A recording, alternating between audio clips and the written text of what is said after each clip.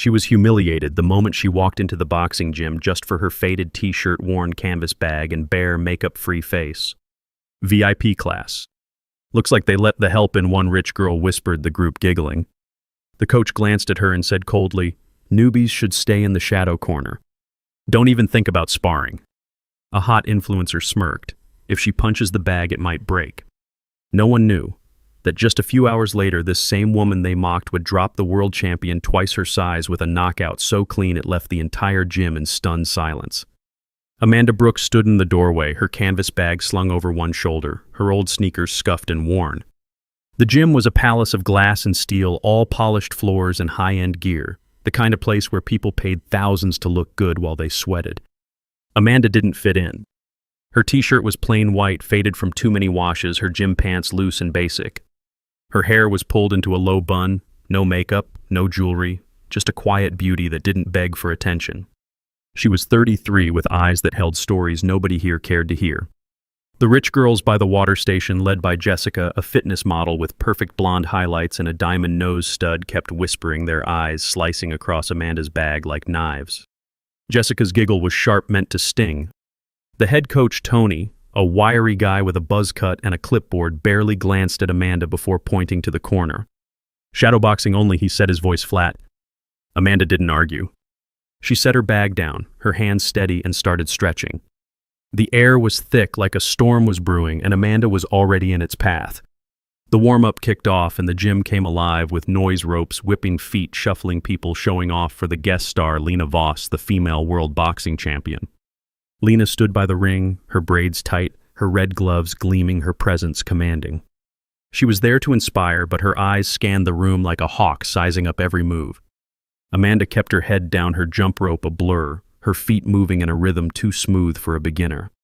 Jessica noticed her smile slipping for a split second. How is she not tripping even once? She muttered to her friend Kayla, a brunette in a designer sports bra with a laugh like a hyena. Kayla shrugged, but her eyes narrowed, watching Amanda's shadowboxing jabs, crisp footwork light, like she'd been born in a ring. Tony walked by his clipboard tucked under his arm and stopped. He watched Amanda for a moment, his brow furrowing, then muttered something to another trainer and moved on. The rich girls exchanged glances, their whispers quieter now, but their smirks stayed sharp. The class moved to the heavy bags and the humiliation got uglier. Amanda tied her gloves tight, her fingers steady despite the chatter around her. A guy named Bryce, an influencer with 1 million followers and a neon tank top, sauntered over. Bryce was all about his brand, always filming, always loud.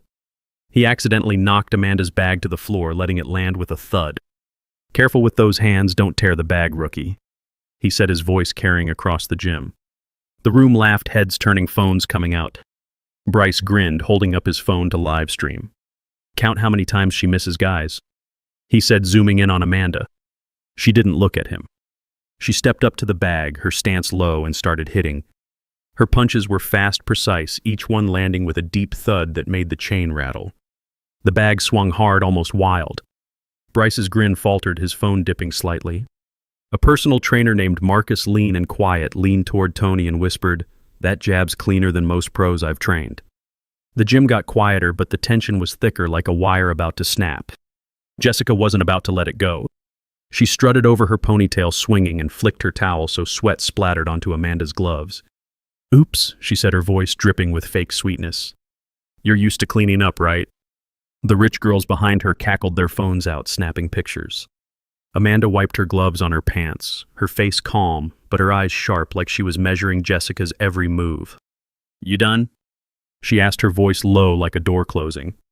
Jessica froze, her laugh catching in her throat, her eyes darting to her friends for backup. The room didn't notice the shift, but it was there, a crack in the ice. Amanda went back to the bag, her punches harder now, each one a statement that echoed through the gym. Kayla leaned toward Jessica, whispering, "She's got some nerve." Jessica's smile was tight, her eyes flicking to Lena Voss, who was watching Amanda with a frown, her arms crossed. The gym was starting to feel like a cage, and Amanda was the one everyone was circling. The cruelty took a new turn during partner drills. Tony paired Amanda with Ethan, a rich kid with a trust fund and a cocky grin that screamed entitlement. Ethan was tall, his gloves brand new, his attitude louder than his punches. "Don't cry if I hit too hard, warehouse girl," he said, loud enough for the whole gym to hear. The room chuckled, phone still out, filming every move. Ethan threw a sloppy jab, expecting Amanda to flinch. She didn't.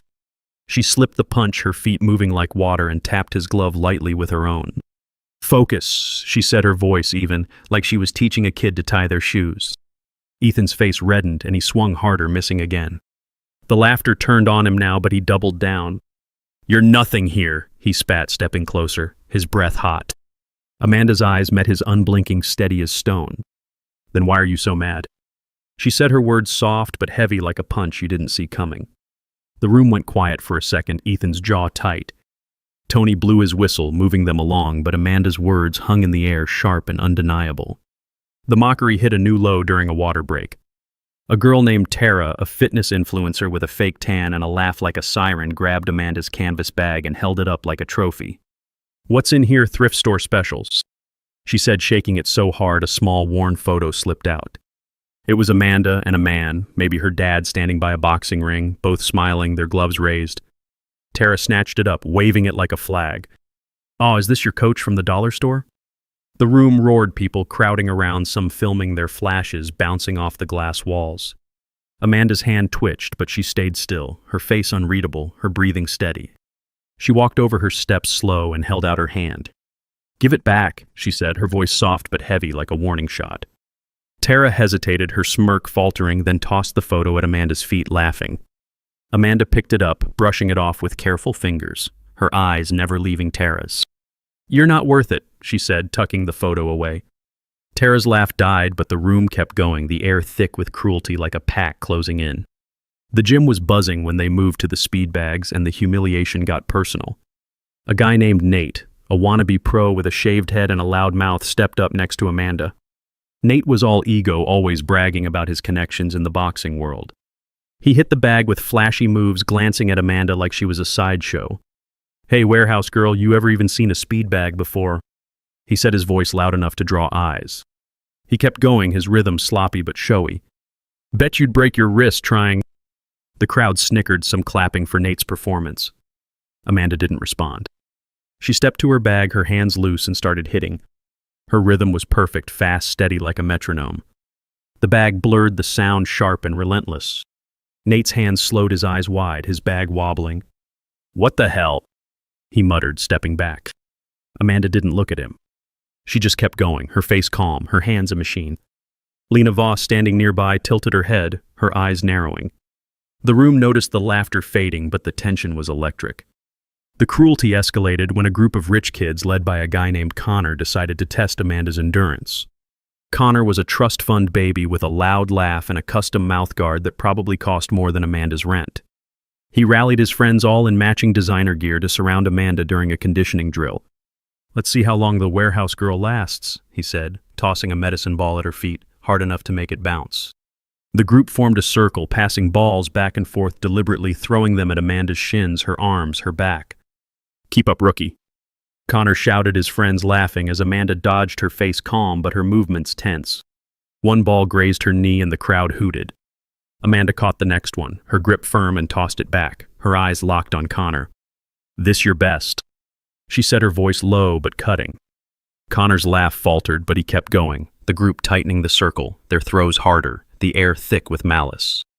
The humiliation turned vicious when a trainer named Vince, a former pro with a chipped tooth and a grudge against outsiders, singled Amanda out during a footwork drill.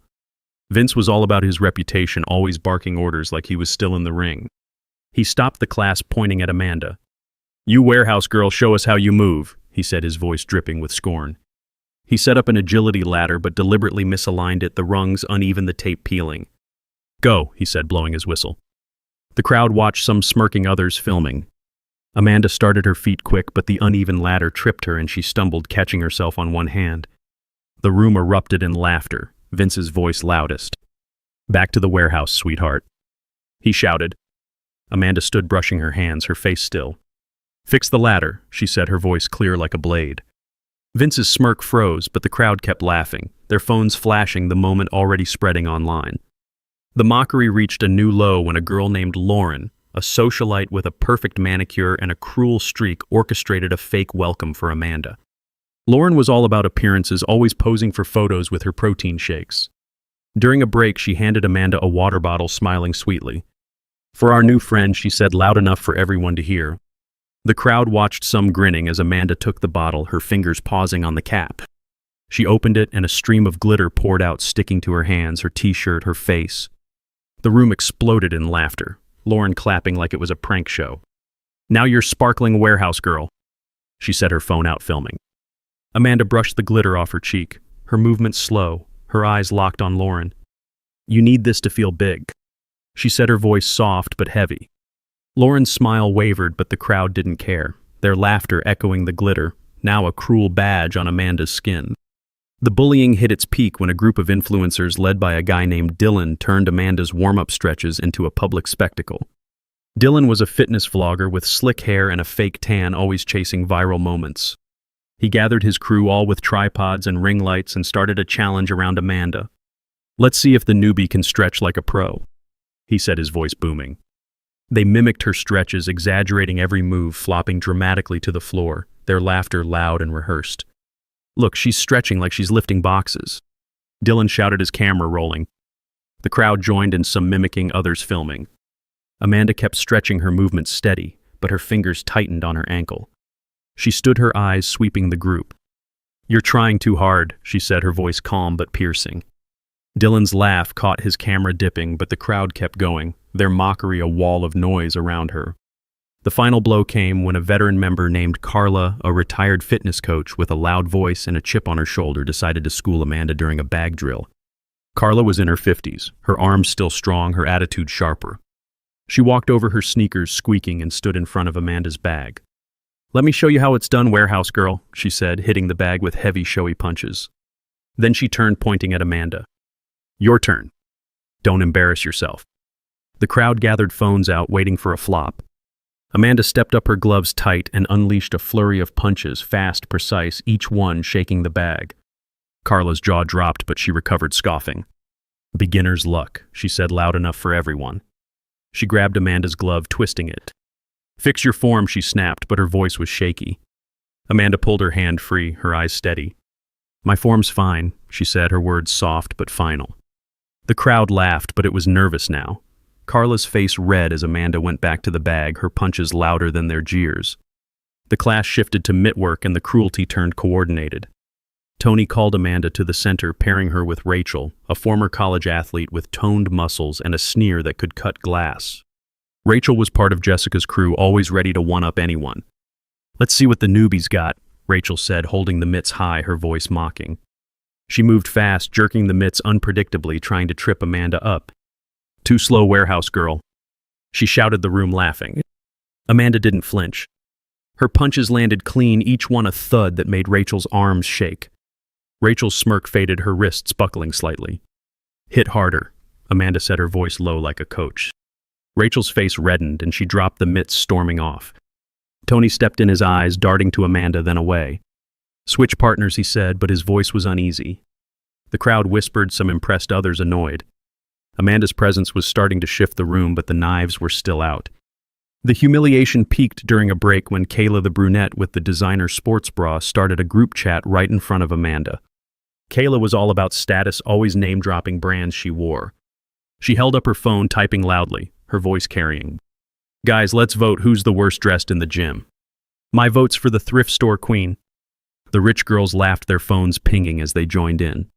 Kayla showed the screen to Jessica, who added, "She's probably here on a charity pass." The room was watching now, some pretending not to hear, others grinning. Amanda was retying her sneakers, her fingers pausing for a second, then moving again. She stood, her canvas bag at her feet, and looked at Kayla. "You need a vote to feel better," she said, her voice soft but clear, like a bell in fog. Kayla's fingers froze on her phone, her laugh dying. The room went quiet, the group chat forgotten. Amanda picked up her bag and walked to the water fountain, her steps steady, her silence louder than their noise. The gym was a powder keg when they moved to the ring for mock sparring. Tony set Amanda up against 3 pro girls, Jessica, Kayla, and Rachel, back to back, clearly trying to break her. "Let's see how long she lasts," Tony said, his voice cold, his clipboard nowhere in sight. The crowd gathered, phones out, jeering like they were at a coliseum. Jessica went first, throwing exaggerated punches, her ponytail bouncing. "Run home, rookie," she shouted, her jabs wild. Amanda ducked, blocked, and countered with a hook that sent Jessica stumbling into the ropes. The crowd gasped, phones shaking. Kayla was next, her punches desperate, her face red. "You're nothing," she screamed. Amanda slipped her jab and dropped her with a clean cross, Kayla hitting the mat hard. Rachel lasted longest, her athletic training showing, but Amanda's uppercut was surgical, sending Rachel down. The gym was silent now, phones lowering, faces pale. Amanda didn't gasp or sweat. She just stood there, gloves up, calm as stone. Tony stepped in, his face pale, his voice shaking. "Okay, that's enough," he said, waving his hands. But Derek Holt, the male world champion, was leaning against the ropes, his arms like tree trunks, his smirk wide. Derek was a giant, his presence sucking the air out of the room. He'd been quiet until now, watching Amanda with a mix of amusement and arrogance. "If she's so confident, let her try one round with me," he said, his laugh booming across the gym. The crowd erupted, cheering, some chanting Derek. "Derek." Lena Voss, the female champion, frowned, her eyes flicking to Tony. "This isn't right," she muttered, but the noise drowned her out. Amanda didn't flinch. She adjusted her gloves, her fingers slow and deliberate, and stepped back into the ring. The crowd pressed closer, phones up, ready for a slaughter. Amanda stood there, her stance low, her eyes locked on Derek's. The bell rang and the gym held its breath. Derek came out swinging his hooks heavy, his grin wider than ever. Amanda dodged the first, her feet light, her body swaying like she'd danced this dance 1,000 times. The crowd was screaming, but she didn't hear it. She slipped the second hook, her head moving just enough, and threw a cross fast and sharp, catching Derek's jaw. He staggered, his eyes wide, his smirk gone. Amanda didn't pause. She followed with a hook, then an uppercut, each punch clean, precise like a painter's brush. Derek hit the mat hard, his gloves limp, his eyes glassy. The gym went silent, phones frozen in the air, mouths open. Amanda stepped back, her breathing steady, her face calm. Derek's trainer rushed in, waving smelling salts, but Derek was out cold. Amanda untied her gloves, her movements slow, and set them on the ropes. The silence was deafening, the truth sinking in like a stone. The silence broke when a young trainer named Sam, barely out of his teens, dropped his water bottle, the clatter echoing in the stunned gym. He'd been quiet all class, always in the background, but now his eyes were wide, fixed on Amanda. He scrambled to pick up the bottle, his hands shaking, and whispered to Marcus, "I knew her form was too good." Sam pulled out his phone, not to film, but to show a grainy video, an old match, Amanda in a ring. Her gloves raised, her opponent down. "That's her," he said, his voice low but clear. The crowd leaned in, some gasping, as the video played Amanda's younger face, fierce, her punches relentless. Amanda didn't look at the phone. She adjusted her canvas bag, her fingers brushing the worn strap, her face calm but her eyes bright. The room was shifting, the mockery replaced by whispers of awe, the truth spreading like wildfire. A woman named Maria, a gym receptionist who'd watched the whole class from the front desk, stepped forward, her apron still tied, her hands clasped. Maria was older, her hair graying, her voice soft but steady. She held a small folded piece of paper, a note Amanda had left at sign-up, thanking the gym for the trial pass. "She wrote this," Maria said, holding it up, her voice trembling. Said she just wanted to box again. The crowd was silent, some looking down, others nodding. Maria walked to Amanda, her eyes wet, and handed her the note. "You didn't deserve what they did," she said. Amanda took the paper, her fingers careful, and tucked it into her bag. "Nobody does," she said, her voice soft but heavy like a promise. The room felt smaller now, the air thick with respect, the truth of Amanda's heart laid bare. The tension cracked when a phone pinged loud and sharp from the crowd. It was Bryce's, and he fumbled to silence it, his face pale. The screen lit up with a notification, a news alert, the headline flashing, "Elite Gym, shamed viral video, exposes bullying of former champion." The article quoted Dylan's vlog, Lauren's glitter prank, Connor's medicine ball stunt, all now trending with millions of views. The crowd gasped, some pulling out their phones, scrolling frantically. Jessica's hands shook as she saw her own name in the comments, her brand deal already crumbling. Kayla's face went white, her group chat exposed in screenshots. Amanda didn't look at the phones.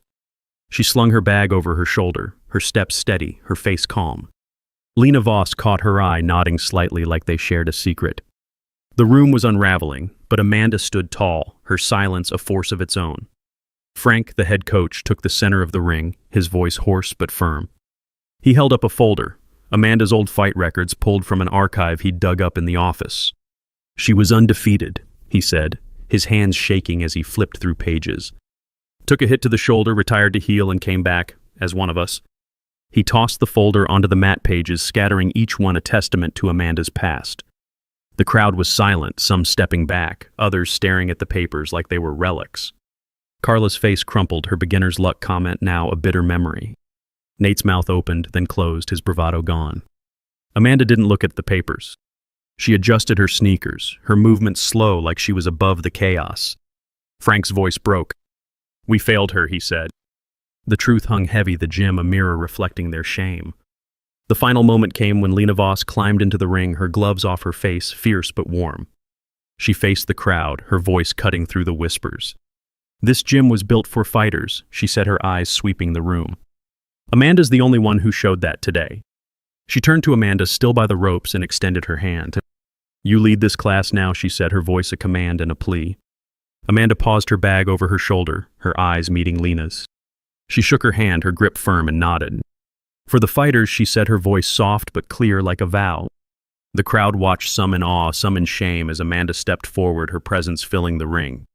The gym was hers now, not by force but by truth, her strength a beacon in the silence. The head coach, Frank, pushed through the crowd, his face ashen, his hands shaking. He grabbed Amanda's sign-up form from the desk, his eyes scanning it like it held a secret code. "Amanda Brooks," he said, his voice breaking, cracking the silence. "Former boxing champion. Retired after an injury. And came back as a civilian." He tore the paper in half, his hands trembling, his eyes wet. The crowd gasped, some stepping back, others whispering, their phones now useless. Jessica's face went white, her phone slipping from her hand, clattering to the floor. Bryce stopped filming, his mouth open, his neon tank top suddenly looking childish. Tara's laugh died in her throat, her eyes glued to the floor. Amanda didn't look at them. She picked up her canvas bag, slung it over her shoulder, and started for the door. The room parted for her like she was a queen walking through a crowd of peasants. Nobody dared speak. Lena Voss stepped forward, her red gloves off her face, serious but warm. She held out her hand to Amanda, her voice steady, cutting through the stunned silence. "You're the strongest fighter I've ever met," she said, her eyes locked on Amanda's. "This class now officially starts with you."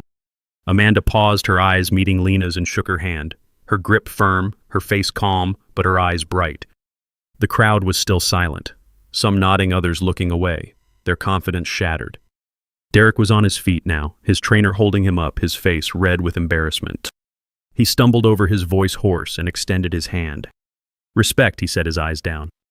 Amanda nodded, shaking his hand, her movements slow like she was closing a chapter. The gym was different now, the air heavy with awe, the mockery gone, replaced by something real. The apologies came fast, but they were clumsy, desperate.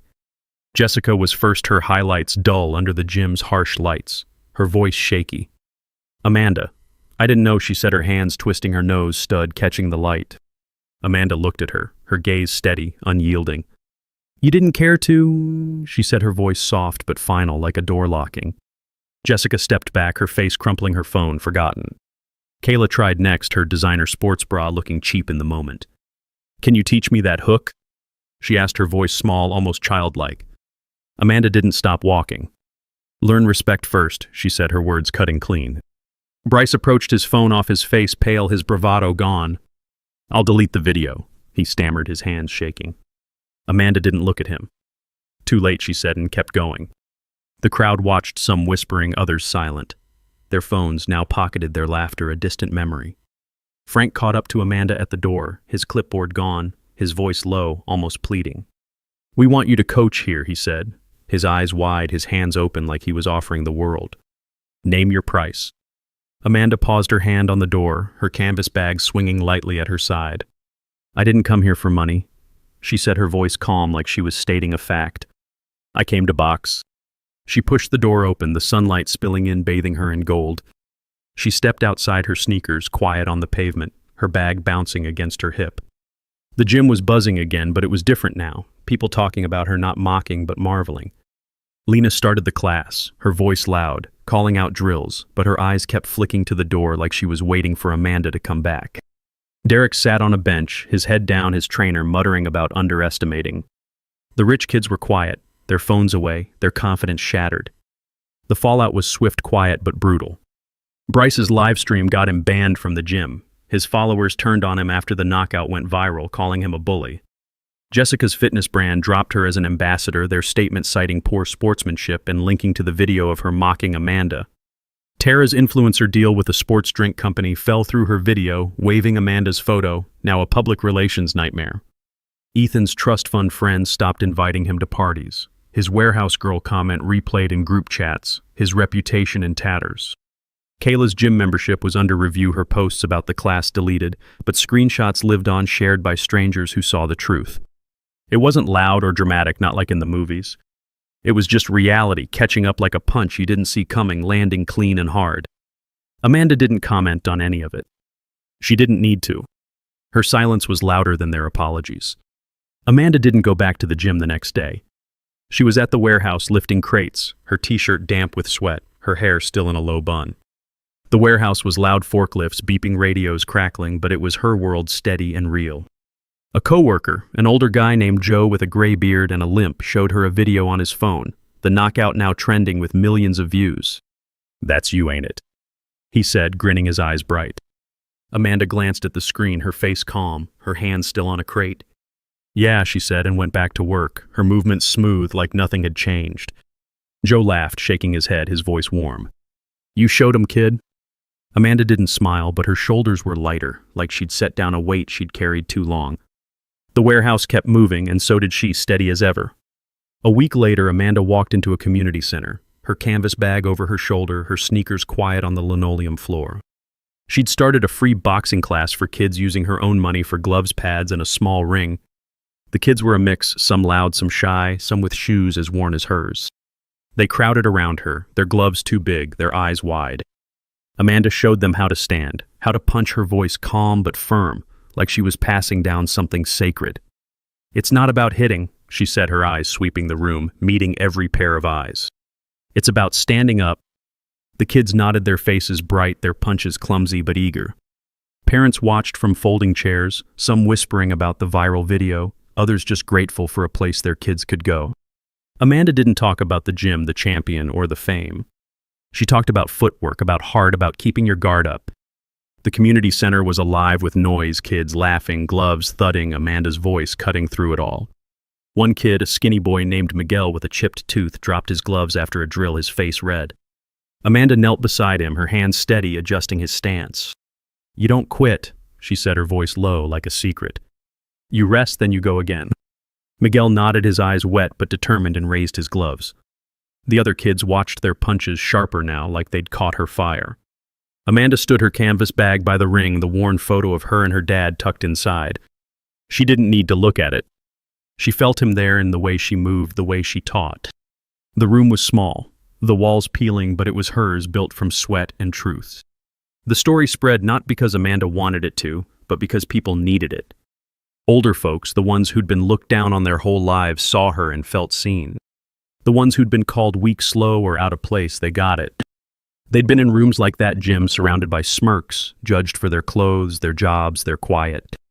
They'd kept going too, just like Amanda. Her story wasn't about the knockout, though. That's what the videos showed. It was about the warehouse shifts, the worn sneakers, the kids she taught for free. It was about standing up when the world bets you'll fall. Amanda didn't know how many shared her story, how many felt stronger because of it. She was too busy lifting crates, teaching jabs, living her truth. Some nights Amanda would pause at the community center, her gloves off, the kids gone home. She'd look at the drawings they'd taped to the wall, messy sketches of gloves, rings, and her always smiling. She'd fought for them, for herself, for the ones who'd never get a spotlight.